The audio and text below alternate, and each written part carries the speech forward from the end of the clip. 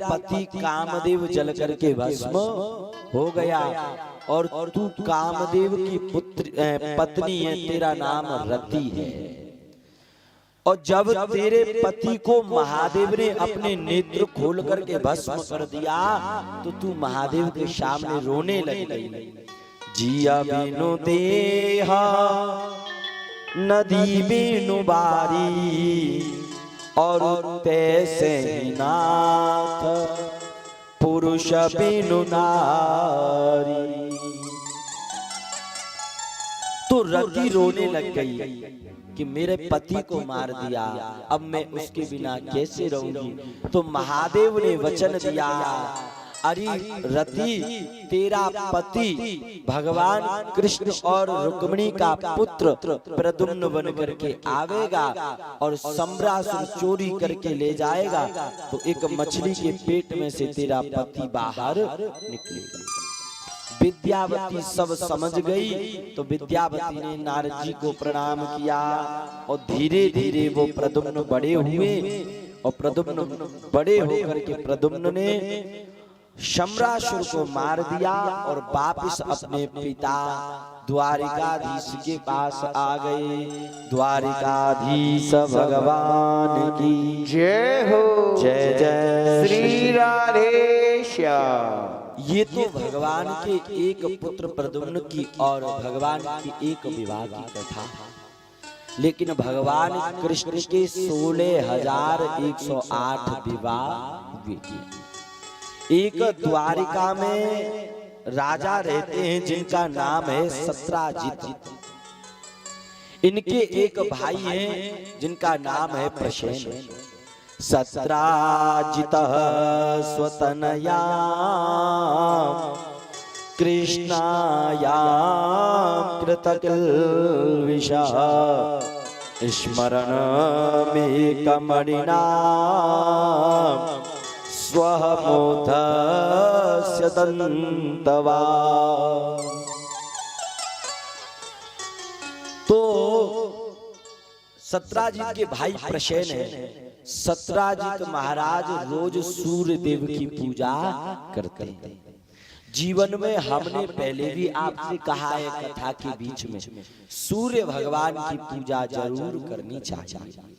जीवन में यदि हमें प्रकाश चाहिए, यदि उज्जवल भविष्य चाहिए, तो प्रकाश बनाने के लिए सूर्य भगवान की पूजा जरूर करनी चाहिए।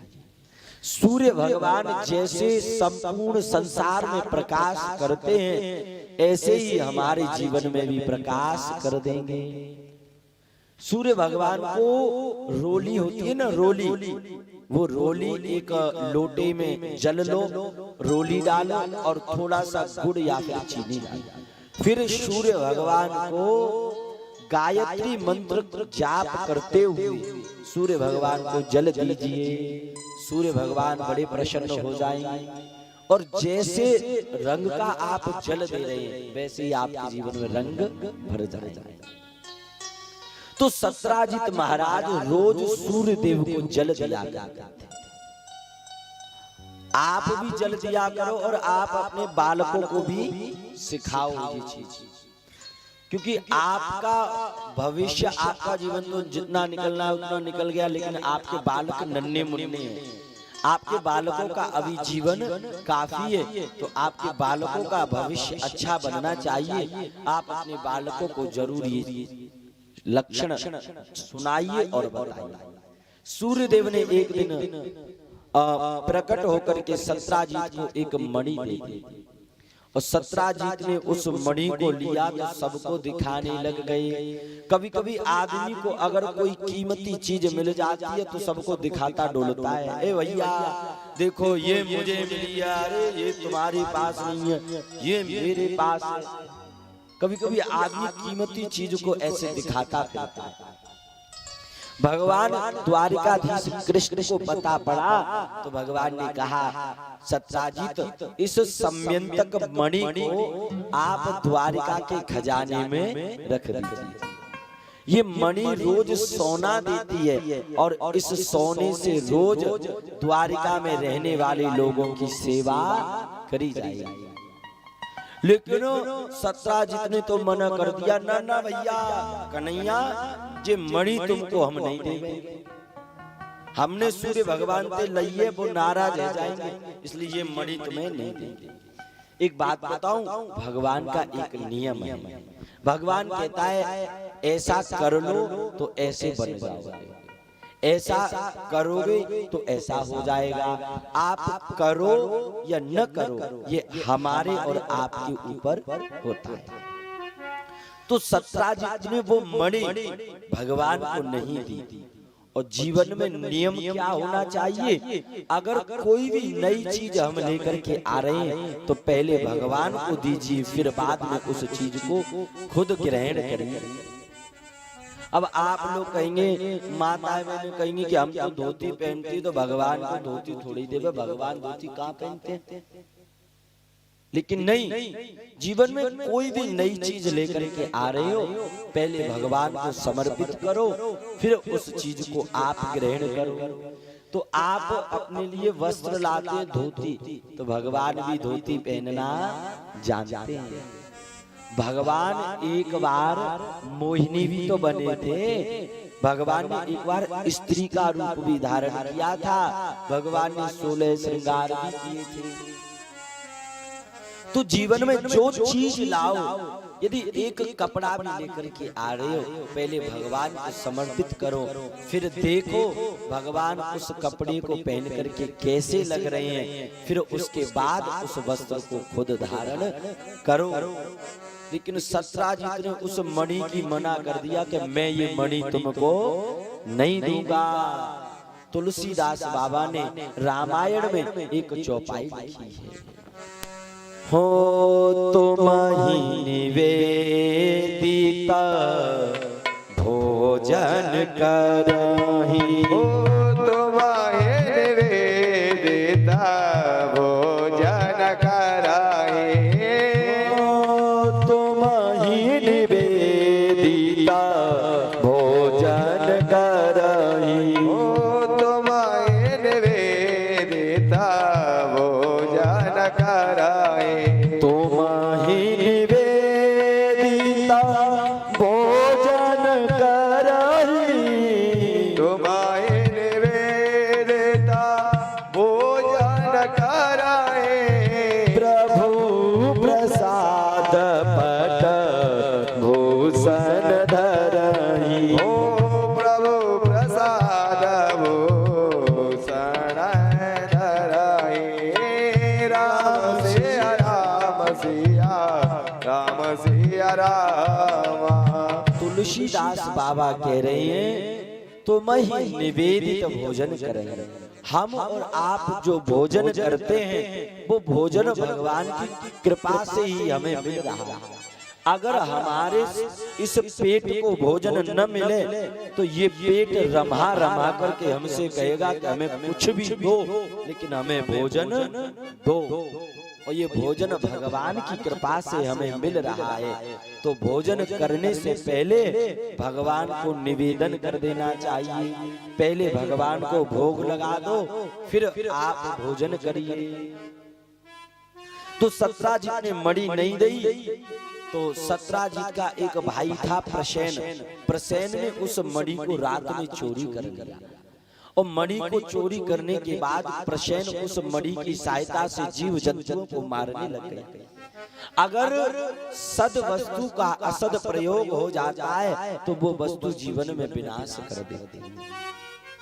अगर जीवन में अच्छी चीज का गलत प्रयोग करोगे तो वो चीज तुम्हारा नाश कर देगी।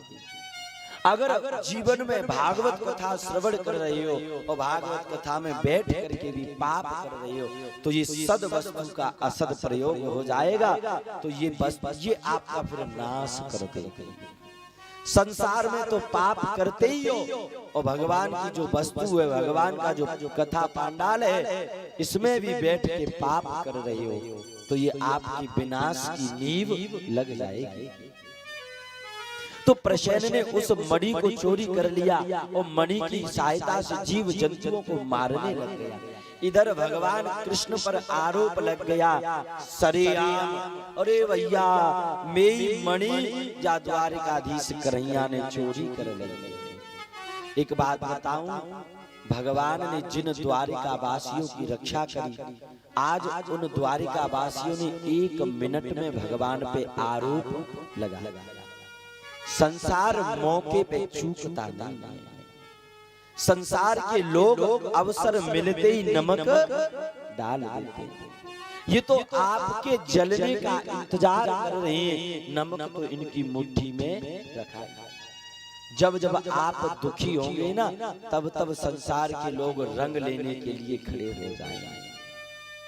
भगवान पर आरोप लगा दिया, अरे कन्हैया बचपन में चोरी चकारी करे भैया, अब बड़े है गए, अब चोरी करना ठीक नहीं है। भगवान बोले भैया मैंने मणि चोरी करी है ना ना ना ना, द्वारिकाधीश तुमने ही चोरी करी है, सत्राजीत कह रहा है। अंत में भगवान को वचन लेना पड़ा, जब तक मणि को वापस नहीं ले आऊंगा तब तक द्वारिका में पैर नहीं रखूंगा।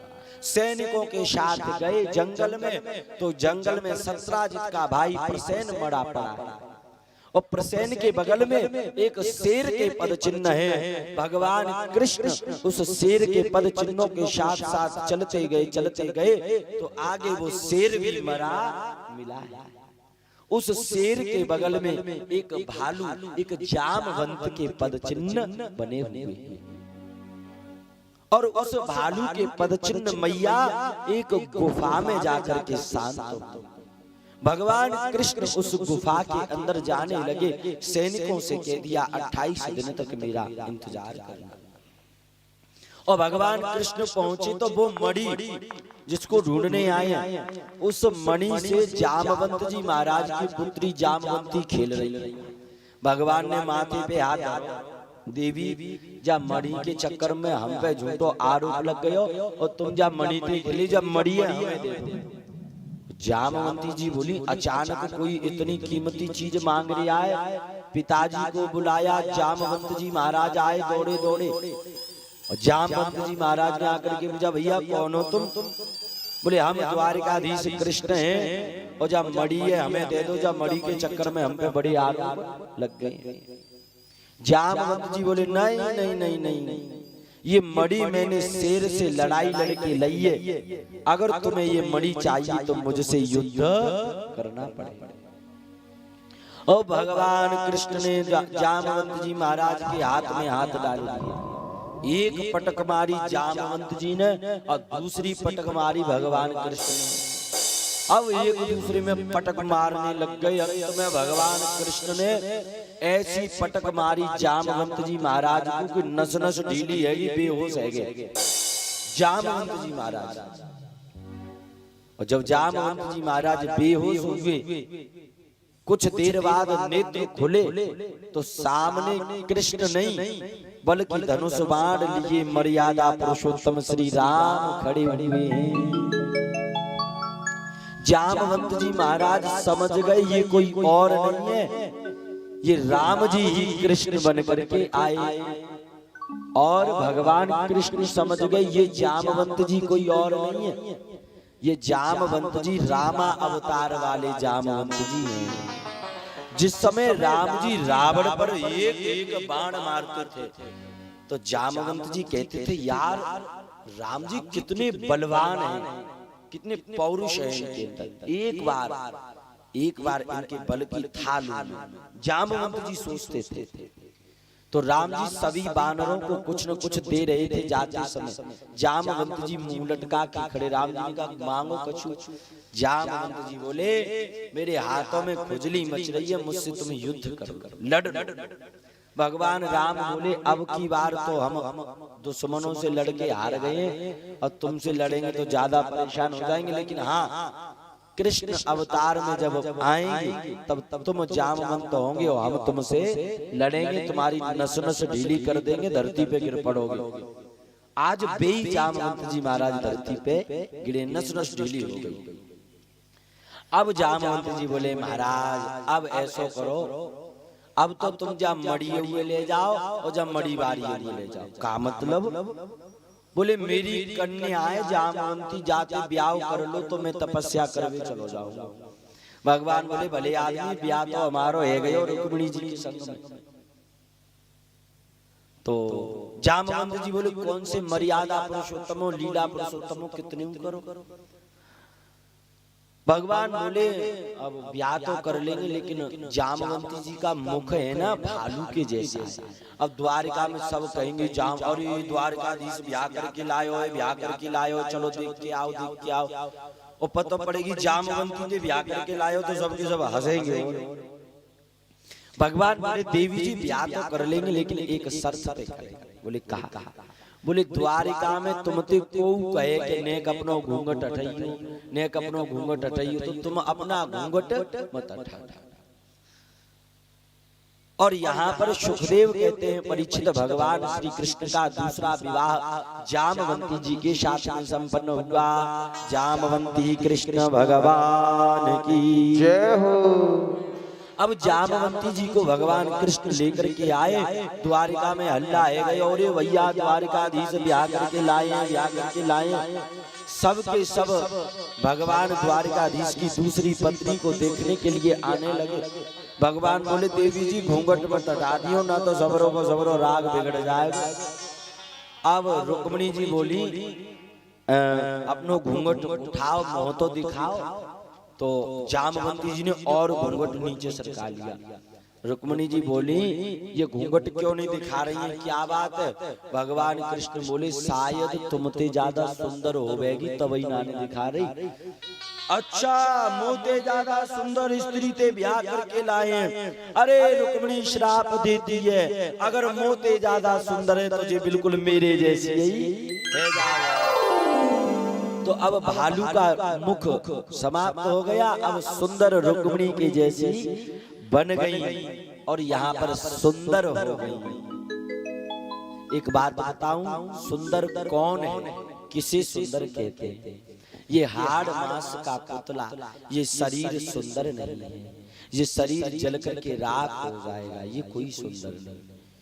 आदमी बाहर से काला होवे तो चल जाएगा, लेकिन भैया अंदर से काला होगा तो वो नहीं चलेगा।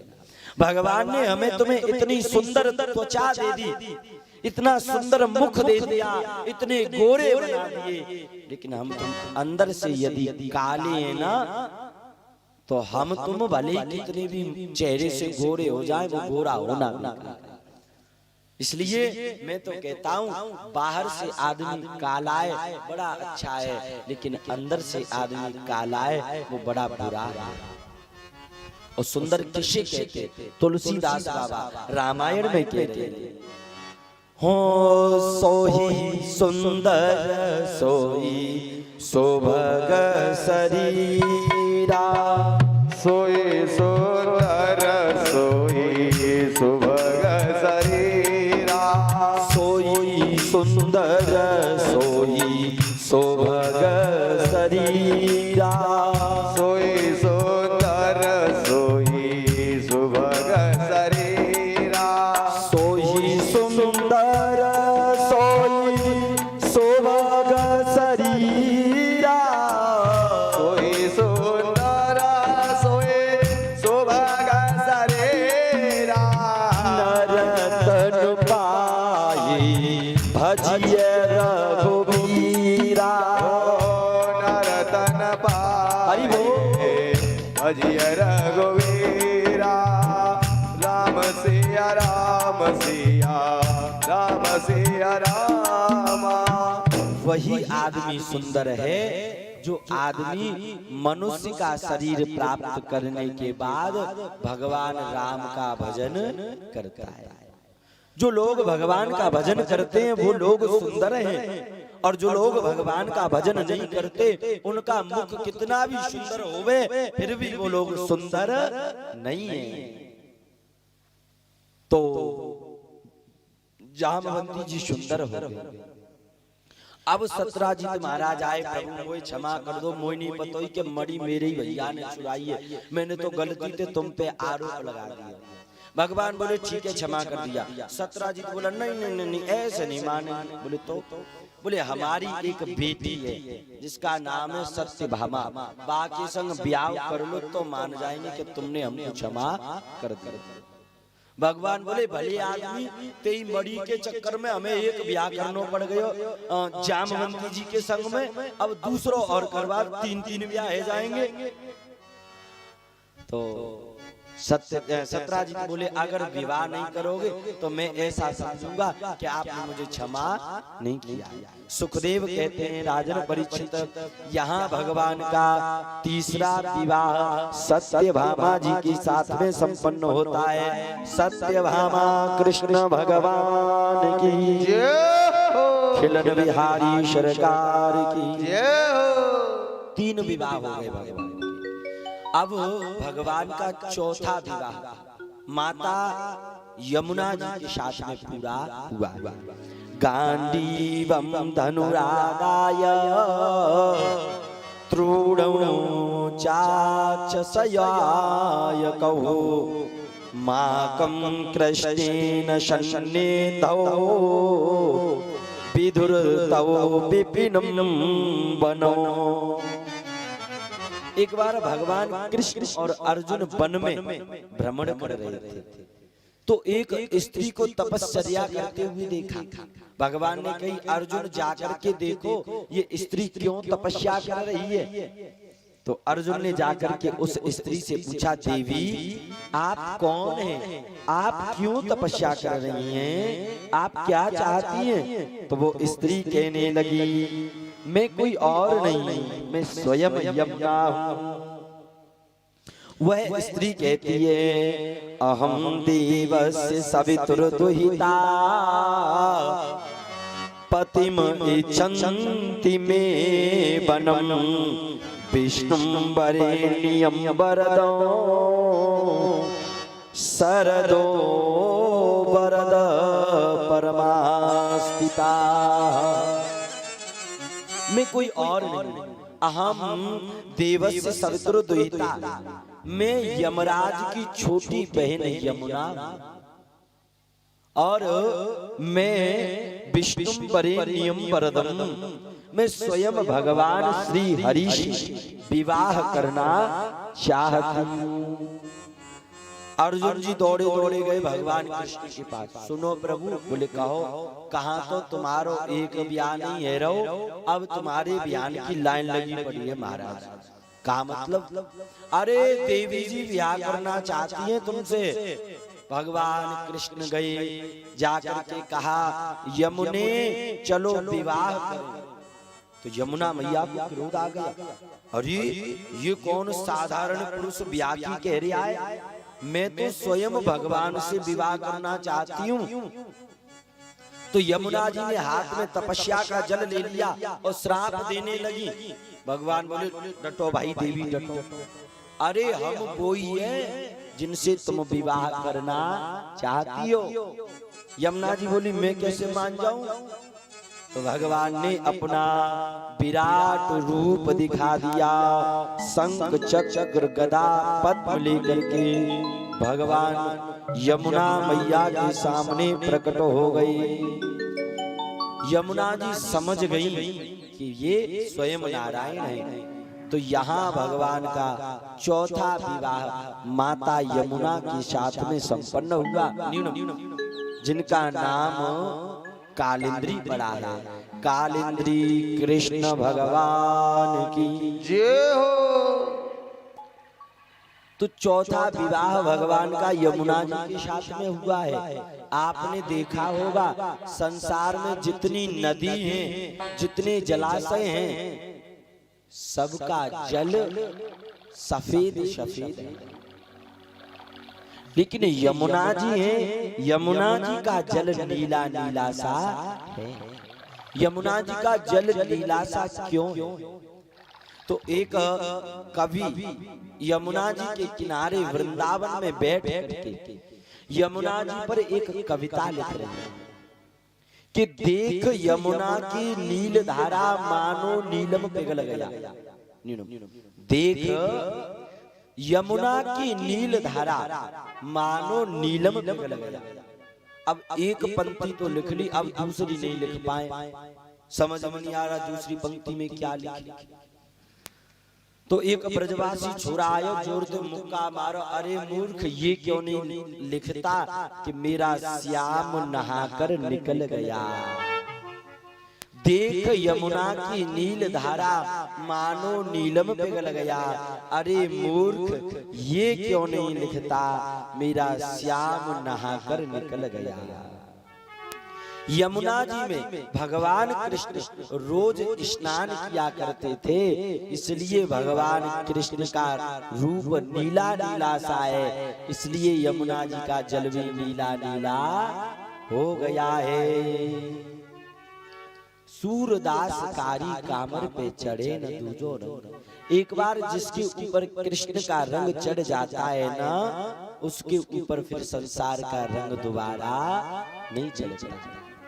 यमुना निहारे ताहि यमुना निहारे, ध्यान देना, यमुना निहारे ताहि यमुना निहारे।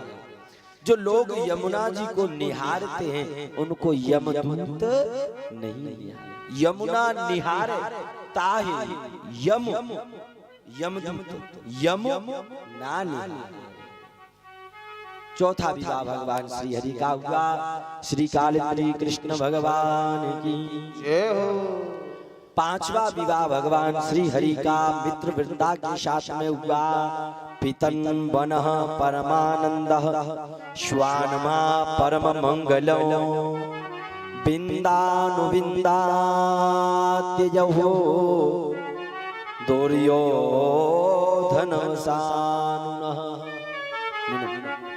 बिंद और अरविंद नाम के दो भाई हैं, इनकी एक कन्या है जिसका नाम मित्र वृंदा है। भगवान कृष्ण गए और मित्र वृंदा के साथ में पांचवा विवाह हो गया। मित्र वृंदा कृष्ण भगवान की जय हो। उसके बाद भगवान का छठवा विवाह नग्न जीती के साथ में हुआ है।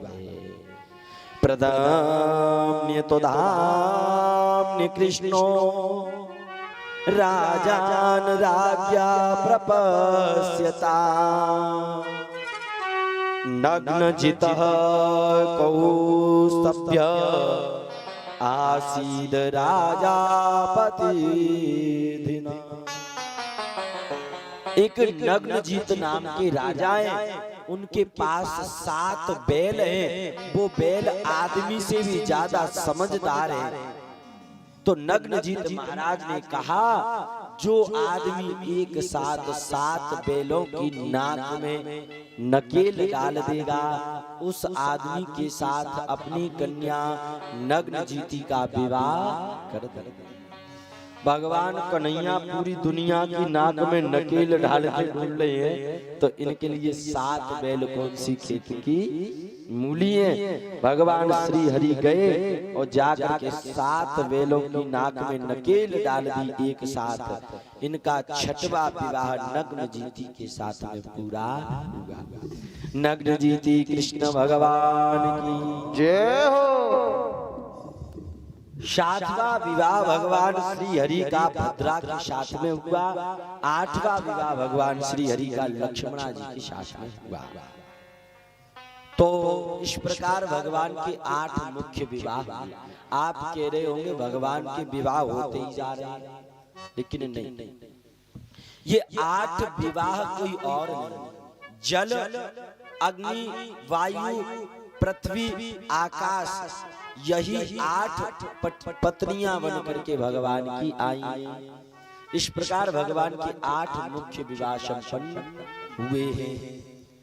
श्री बाल कृष्ण लाल की जय हो। जय जय श्री राधे श्याम। हो नाम हरि का ऐसे न भूलो, ये भुलाने के काबिल नहीं है। नाम हरि का ऐसे न भूलो, हरि बोल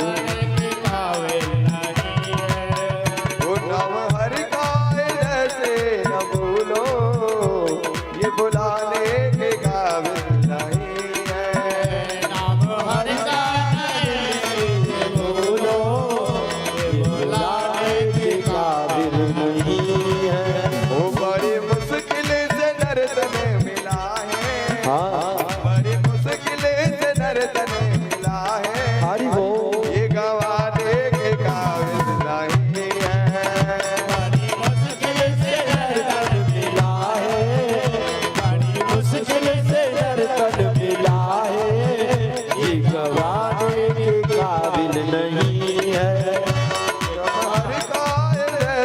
न भूलो, हरि बोल। ये भुलाने के काबिल नहीं है। एक बात बताऊं, संसार में सबको भूल जाओ। संसार में जो लोग मिले हैं इनको भले ही भूल जाओ। क्यों? क्योंकि एक ना एक दिन इनको भूलना जरूर पड़ेगा। अरे आज मत भूलो तो मरने के बाद जरूर भूलना पड़ेगा। संसार में सबको भूल जाओ लेकिन भगवान को मत भूलो। भगवान को भूल जाओगे तो फिर संसार में कोई अपना नहीं है। हरि बोल।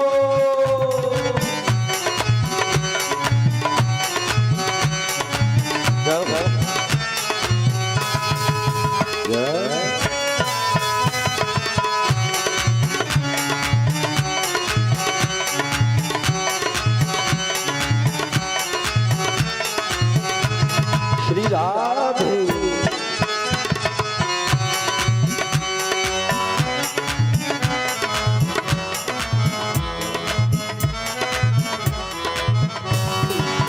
हो चोला अनमोल तेरा सिला है, जिसमें जीवन का फूल खिला है।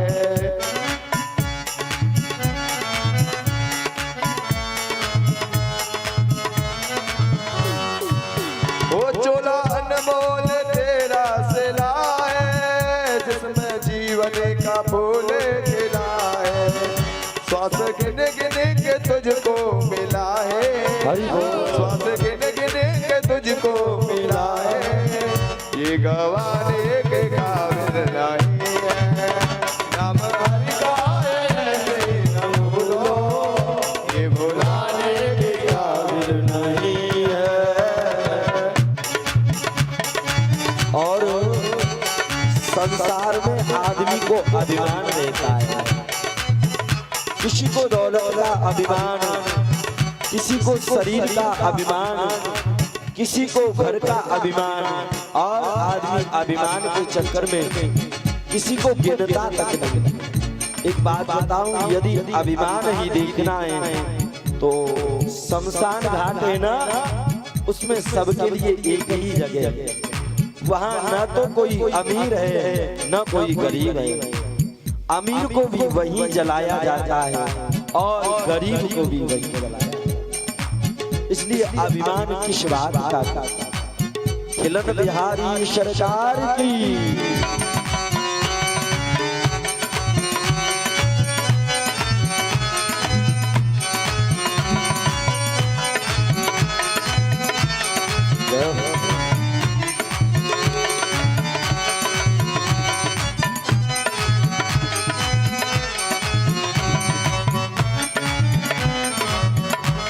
हरि बोल।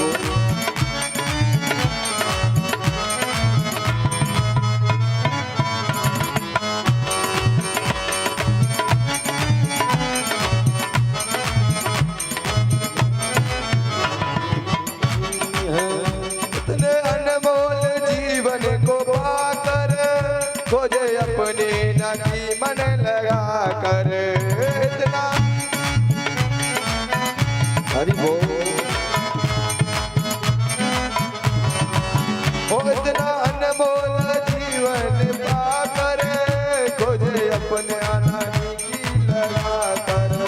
वो तो भगवान के पास जाकर, वो तो भगवान के पास जाकर वो दिखाने के काबिल नहीं है। नाम हरि का ऐसे न भूलो, नाम हरि का ऐसे न भूलो, ये भुलाने के काबिल नहीं है, ये भुलाने के काबिल नहीं है।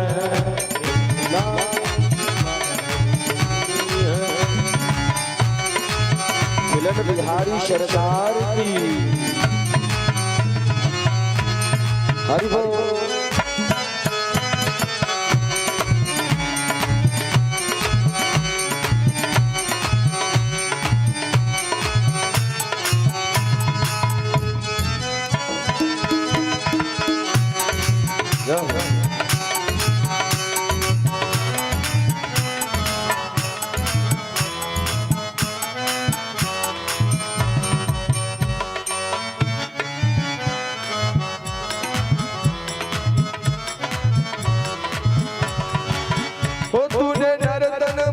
पाके क्या किया, न पढ़ी ना सुनी भगवत गीता। तूने नर्तन भी पाके क्या किया, न पढ़ी ना सुनी भगवत गीता। साधु सन्यासी मन कर न जीता, हरि बोल। साधु सन्यासी मन भर न जीता।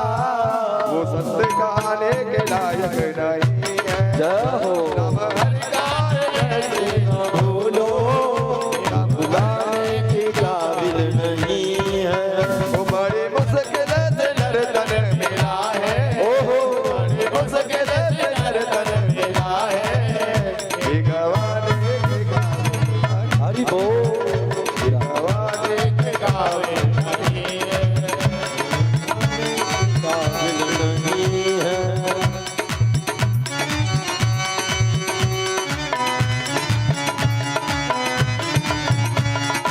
जय हो।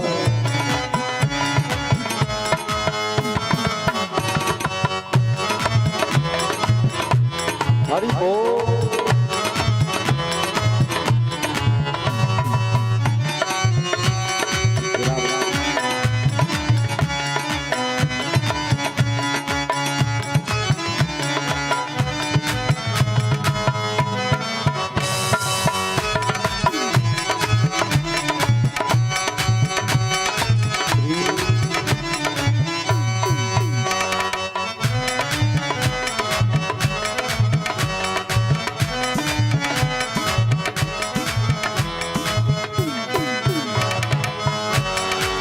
वो नाम हर का ऐसे न भूलो, ये बुलाने के काबिल नहीं है।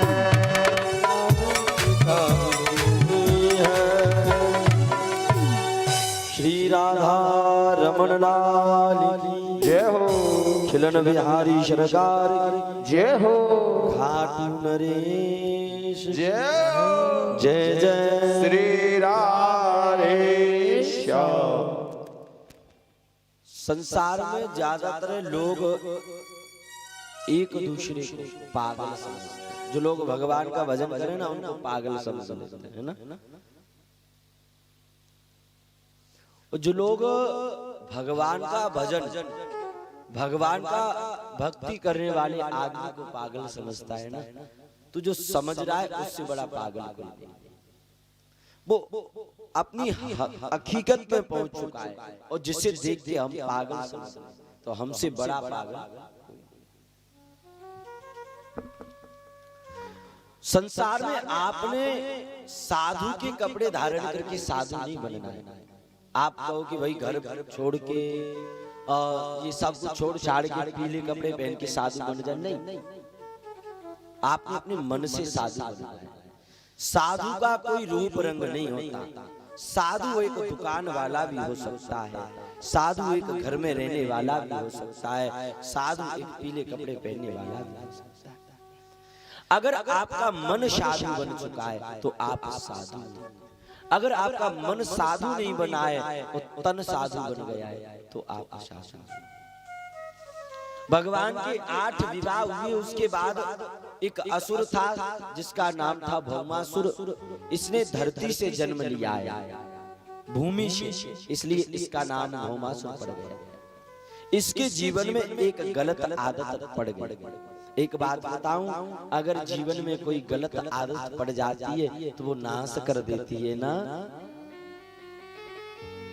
अगर गोल्डमोर खाने की आदत पड़ जाए, ये ऐसी छोटी छोटी आदतें पड़ जाती है ना, ये नाश कर देती है। बात बात पे झूठ बोलने की आदत पड़ जाती है, बात बात पे क्रोध आने की आदत पड़ जाती है ना, ये आदतें नाश कर देती है। अगर जीवन में आदत डालनी है, अगर जीवन में कोई लत लगानी है तो लत समझ के सोच करके लगाओ। अगर गलत लत लग गई ना तो वो विनाश करती है। आदमी से पूछो कि भैया भगवान का भजन करो, तो आदमी कहता है क्या फायदा है। कहते भगवान का भजन करो तो क्या फायदा है। जो लोग ये बात पूछते हैं उन लोगों से कहो कि तुम बीड़ी पीते हो, बोले हाँ, कि तो क्या फायदा है। बोले आप गोल्डमोर खाते, बोले बताओ क्या फायदा है। हम तुम इतने काम बिना फायदा के कर लेते। गोल्ड बोन खाने से कोई फायदा नहीं, फिर भी खाए जा रहे हैं। बीड़ी पीने से कोई फायदा नहीं, पिए जा रहे हैं। लेकिन भगवान का भजन करने के लिए इन लोगों को फायदा चाहिए। तो भौमासुर के जीवन में एक गलत लत लग गई, और लत अगर गलत लग जाए तो नाश कर देती है। विद्या अध्ययनम व्यसनम अथवा हरिपाद सेवनम। अगर जीवन में गलत लत लगानी है तो विद्या अध्ययन करने की लत लगाओ। अगर जीवन में लत लगानी है तो माता पिता के चरण दबाने की लत लगाओ, भगवान की सेवा की लत लगाओ। ऐसी लत जीवन का उद्धार कर देंगी, बाकी की लतें जीवन का नाश कर देंगी। हमारे गुरुदेव का ये हमें मंत्र है।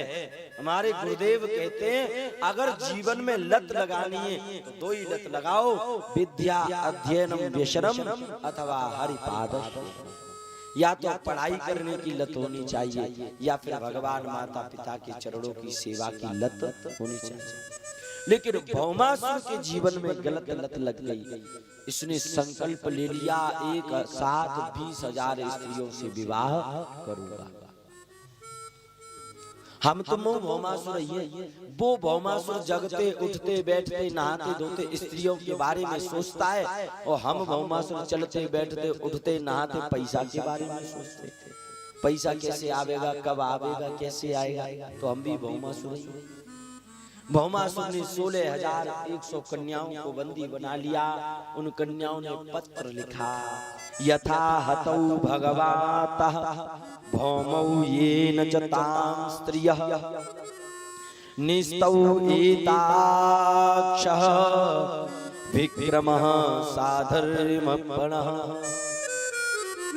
भौमासुर के यहाँ 16,100 स्त्रियां भगवान को पत्र लिखा। भगवान सत्यभामा को लेकर के आए और भौमासुर को मार दिया। सत्यभामा को साथ में क्यों लाए? क्योंकि सत्यभामा का अवतार पृथ्वी का अवतार है। ये पृथ्वी भगवान की पत्नी बन के आई और इसका नाम पड़ा सत्यभामा। और भौमासुर का जन्म भूमि से हुआ है, इसलिए भौमासुर सत्यभामा का पुत्र हो गया। तो सत्यभामा ने कहा ऐसे बालक तो न हो तो ही ठीक है, कृष्ण मार दीजिए। भौमासुर को मार दिया। 16,000। अब ध्यान देना कथा पर, भगवान के 16,108 विवाह क्यों हुए? भगवान ने 16,100 कन्याओं को हाथों से हथकड़ी खोल दी और कहा देवियों अब आप अपने अपने घर जाइए। हजारों वर्षों तक वो भौमासुर की जेल में रही थी, इसलिए संसार के लोग उन्हें बुरी दृष्टि से देखने लगे। अरे भौमासुर के साथ रहिए, इनका चरित्र बिगड़ गया है, न जाने क्या किया होगा भौमासुर ने। अरे निकालो निकालो, अरे घर में मत आने दो, ये अपवित्र हो गई हैं। उनके खुद के पतियों ने उन स्त्रियों को घर से बाहर निकाल दिया। उनके खुद के पिताओं ने अरे अरे भगाओ, इनका चरित्र बिगड़ा हुआ है। वापस वो स्त्रियां भगवान कृष्ण के पास गई। प्रभु हमारे अपने घर के हमें कहते हैं कि हमारा चरित्र बिगड़ गया है, हमारे घर के पति हमें स्वीकार नहीं कर रहे। वो लोग कहते हैं कि भौमासुर की जेल में रहिए, तो भौमासुर ने न जाने हमारे साथ क्या किया। अब प्रभु हमें हमारे घर वाले घर में रख नहीं रहे। अब हमारे पास दो मार्ग हैं, या तो मर जाएंगे या फिर वेश्यावृत्ति करने लग जाएंगे। भगवान ने कहा देवियों मरना सबसे बड़ा पाप होता है और वेश्यावृत्ति करना भी पाप है। तो यहाँ पर भगवान ने सोचा अगर ये स्त्रियां वेश्यावृत्ति करेंगी तो इनके बालक होंगे, इनके बालक भी वेश्यावृत्ति करने लग जाएंगे, पूरा संसार वेश्यावृत्ति करने लग जाएगा। जैसे जाके नदी नवारे तैसे साकी भरेगा, जैसे जाके माई बाप है तैसे साकी भरेगा। तो भगवान ने कहा देवियों मरना भी पाप है और वेश्यावृत्ति करना भी पाप है। अरे चिंता मत करो, जिसे संसार स्वीकार नहीं करता है उसे फिर संसार बनाने वाला स्वीकार कर लेता है। एक साथ भगवान ने 16,100 स्त्रियों के साथ विवाह किया। एक बात बताओ, अगर आज के जमाने में अगर कोई एक कन्या अपने घर से 10 दिन के लिए बिना बताए चली जाए तो क्या संसार के लोग उस कन्या से विवाह करेंगे? लेकिन भगवान ने ऐसा किया। अगर कोई कन्या घर से बाहर चली जाए ना 2 दिन के लिए बिना बताए, तो संसार का कोई भी आदमी उससे विवाह नहीं करे। अरे चरित्र बिगड़ा है, बेकार है। लेकिन वो कन्याएं अपने घर से एक हजार वर्ष तक, न जाने कितनी वर्षों तक घर से बाहर रही। संसार के लोग उनको अपवित्र कह रहे थे और भगवान ने उनको पवित्र समझ के स्वीकार किया। ऐसा काम कौन कर सकता था? आजकल कोई नहीं कर सकता है, तो पहले कौन करता था? इस प्रकार भगवान की 16,108 विवाह संपन्न हुए। द्वारिकाधीश भगवान की जय जय श्री राधेश। तो भगवान ने इन स्त्रियों को अपने घर में स्थान दिया तो कुछ बुरा नहीं किया। अब भगवान 16,100 रथों में आ रहे हैं, देवियां बैठी, भगवान का रथ आगे चल रहा है, तो रुक्मिणी जी ऊपर से देख रही हैं, आज तो काऊ सेनाएं जीत के लाए। और रुक्मिणी जी आरती को थाल लेके आ गई, जय हो स्वामी, सेना जीत के आयो। भगवान बोले, देवी आज एक आरती के थाल से काम नहीं चलेगा। कहा मतलब? 16,100 आरती के थाल तैयार। भगवान रुक्मिणी जी बोली, क्या बात है, जब सेना की आरती करवाओगे? का नहीं नहीं, तुम तो थाल तैयार करो। 16,100 थाल तैयार हुए और भगवान ने ताली बजाई दी तो सब की सब स्त्री भगवान के पीछे आके ठाड़ी है गई। और रुक्मिणी जी देखने लगी, कौन है जे, कांटे ले आए? भगवान बोले, तुम कौन हो? रुक्मिणी जी बोली, हम तो आपकी देवी जी। बोले, तो जय देवी यही है। अरे जय हो प्रभु, जय हो। अगर अकेले जाते हते तो एक ब्याह करके लाते, आज सत्यभामा उस संग में ले गए तो हद ही कर दी, इतने ब्याह कर लाए। भगवान ने यहाँ पर अनेक महल बनाए, प्रत्येक स्त्री को अलग अलग भगवान ने महलों में रखा। भगवान के यहाँ खूब आनंद मंगल हो रहे हैं। भगवान ने गृहस्थ धर्म में प्रवेश किया।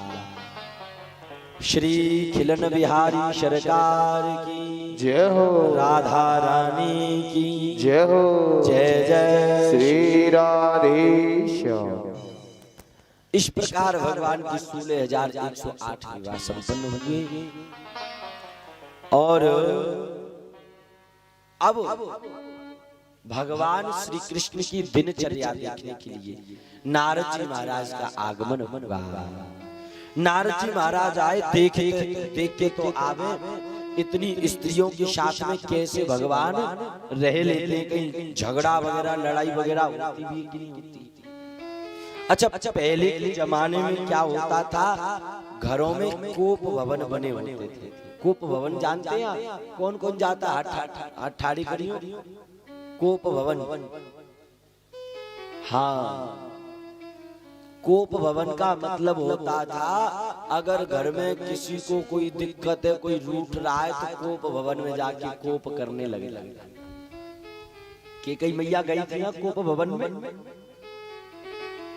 तो नारद जी ने सोचा कि भगवान द्वारिकाधीश के तो 16,108 ब्याह भये, तो इनके घर में कोप भवन और लड़ाई वगैरह होती कि नहीं। नारद जी आए तो नारद जी ने क्या देखा, एक द्वारिकाधीश कृष्ण नारद जी का हाथ पकड़ के स्वागत कर रहा है, तो दूसरा द्वारिकाधीश कृष्ण भोजन कर रहा है।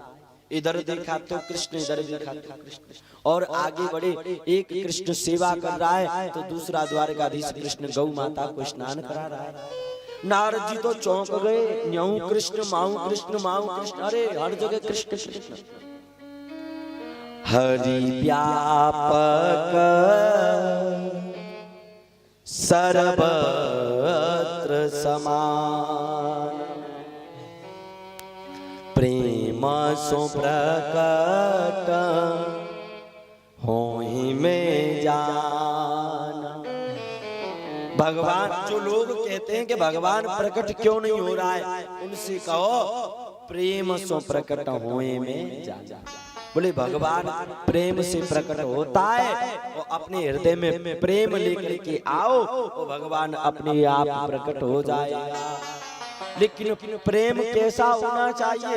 ध्रुव के जैसा, प्रहलाद के जैसा। इनके अंदर प्रेम था, तभी तो भगवान प्रकट हो गए। तो नारद जी तो चौंक गए, आप अनंत, आपकी कथा अनंत। अब यहाँ पर नारद जी के पास सत्यभामा आई, और सत्यभामा ने नारद जी से कहा, भगवान सर्वभूतेशः शरण्यो भक्तवत्सलः वरेण क्षदयामास सहतं ब्रजे पुराविधम्। सत्यभामा ने कहा, नारद जी, जिस चीज से हम प्रेम करते हैं वो चीज हमें अगले जन्म में भी मिल जाए, उसके लिए क्या करना चाहिए?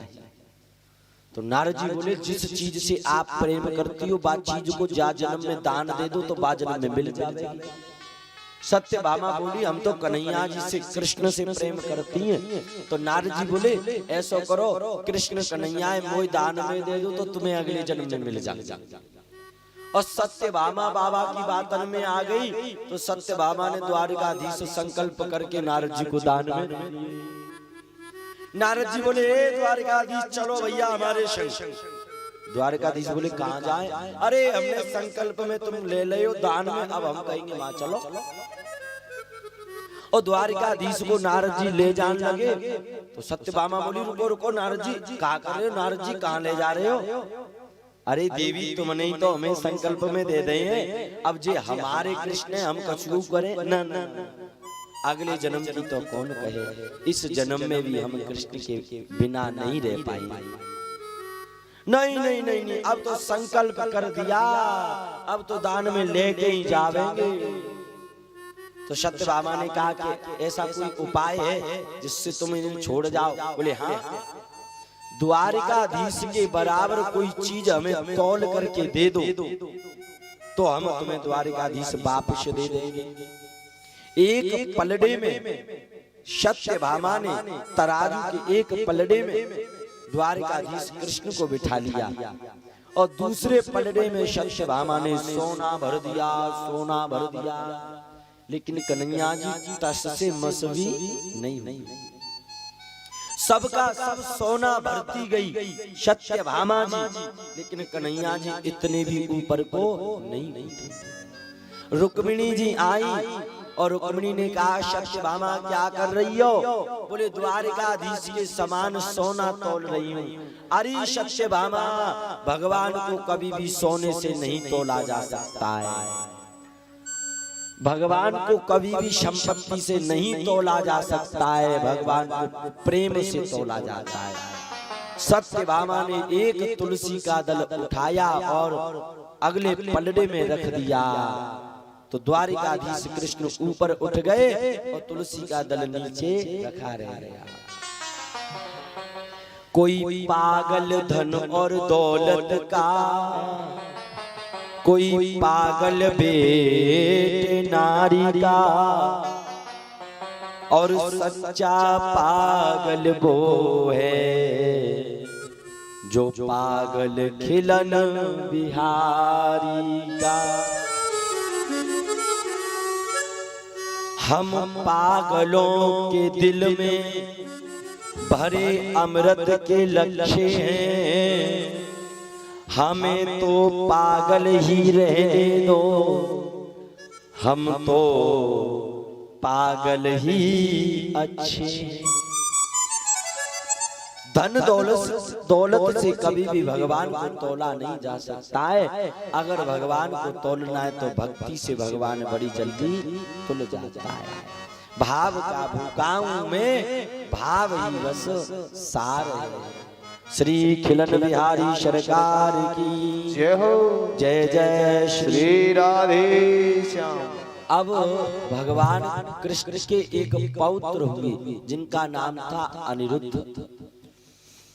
बाणस्य तनयाम उषा उपमेति यतो तनयः तप्तः यदु मधोधोरम हरिशंकर यो।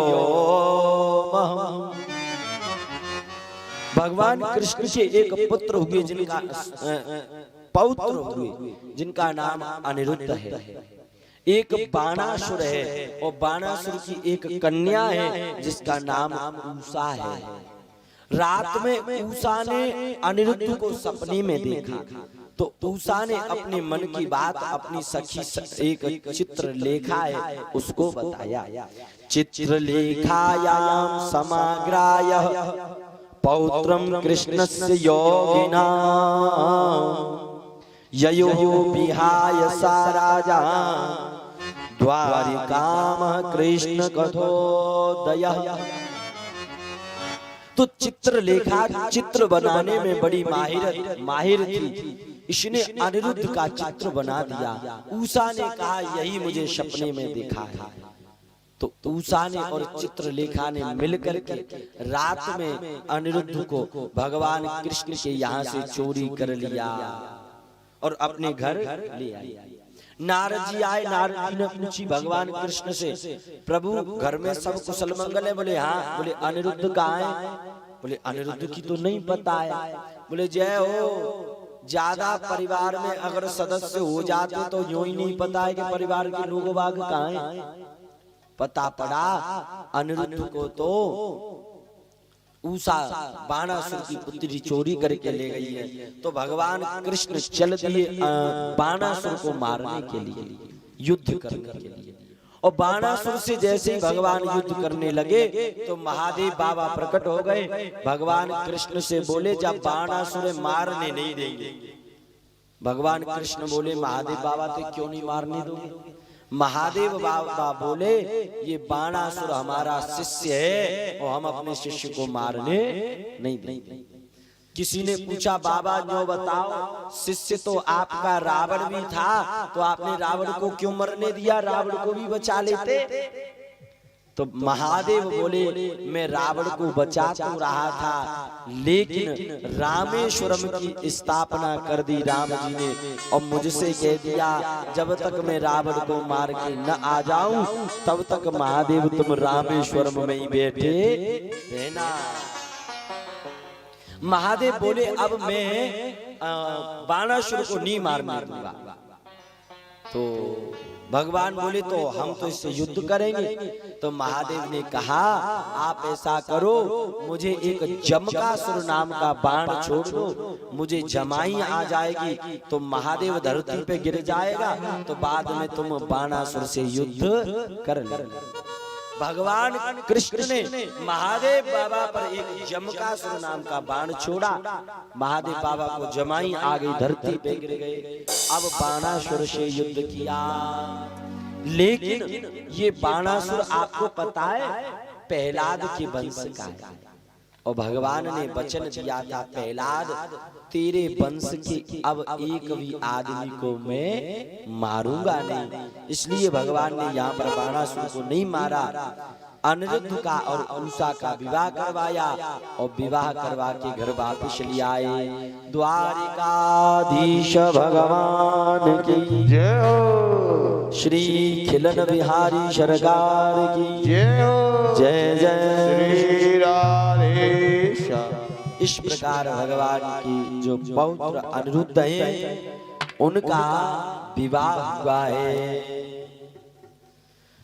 अब यहाँ पर भगवान श्री व्यास जी के सुपुत्र श्री सुखदेव महाराज राजा परीक्षित को कथा सुना रहे हैं।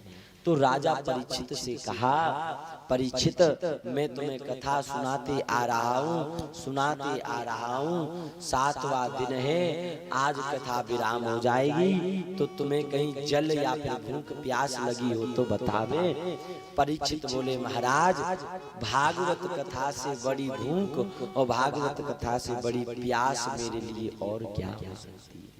मेरे लिए इतना कीमती जल नहीं है जितना कीमती मेरे लिए भागवत कथा है।